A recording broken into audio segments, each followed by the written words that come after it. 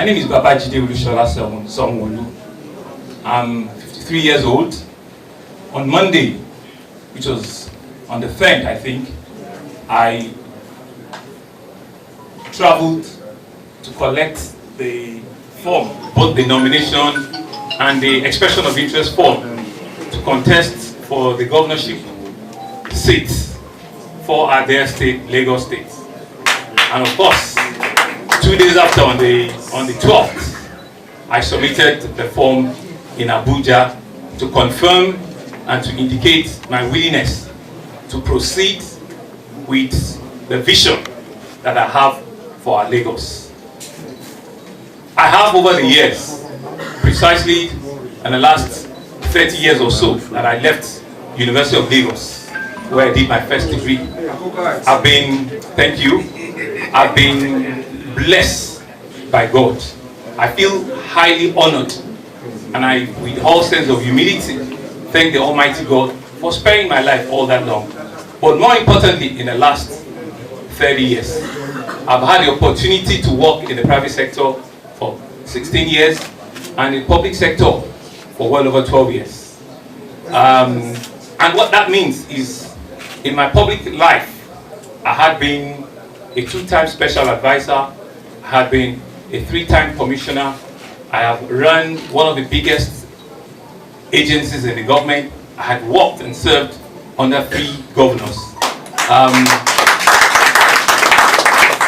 In part of my private sector life, I had been the treasurer of 2 banks, meaning that I have managed the assets, both the liquid and the asset and liability of 2 financial institutions.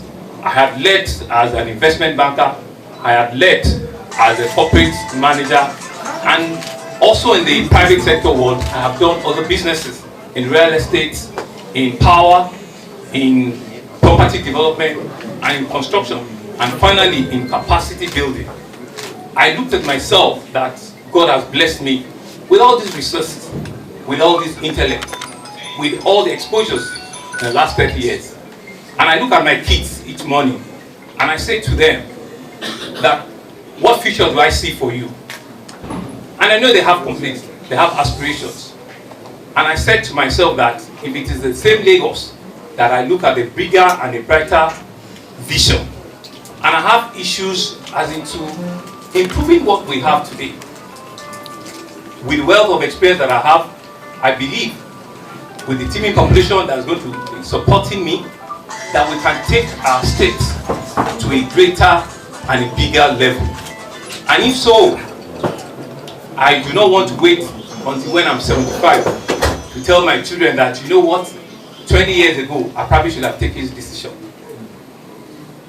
And I don't want to wait until when I get to the not too old or not too young contest.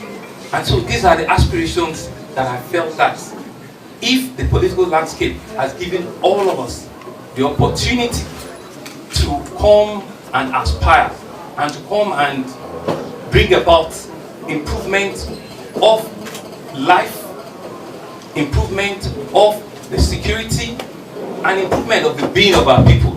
And I believe with God, I have the strength, with the team, I have the ability to manage the enormous resources and capacity of the state, that I should not let this opportunity, I should not let it go by. I should not sit on the fence as a true son of the soil, as a Lagosian from Lagos Island. Of course, the entire Lagos 57 is now my constituent, will be my constituent by God's grace. But as a proper Lagosian, I believe that with all the wealth, with all the opportunity, with all the exposures that I've seen, that we can make our Lagos a bigger, a lot more better place, where we will improve the life of our people. We will ensure that our youths, our young ones, they have opportunity. The future of them, the future of my own children is secured. And that's why I've come out. It has nothing to do with anybody. It has nothing to do with any issue. We have a democratic process that has shown that if you are willing and you are capable and you are able, you should be able to freely demonstrate that aspiration and let the people decide if they so wish, as I put myself forward. And we keep saying that we want democracy to be truly participatory, to be truly reflective of the aspiration of people. I think those are some of the things that has endangered me, has endeared me to come up and to present myself. But to say that it's not going to be a tough challenge, it certainly will. But I've done a whole lot of difficult things, and I know that I get inspired with challenges, because challenges brings out opportunities. I'm not going to deceive and say that it's going to be a tea party, that things are going to just change when we sleep and wake up in the morning. No, but we're going to roll up our sleeves. We're going to put in a team that will be visionaries, that will be proper managers, that will have the interest of the people at heart, that will keep an open door policy, that will listen, that will listen so very well. They will talk less and they will listen more.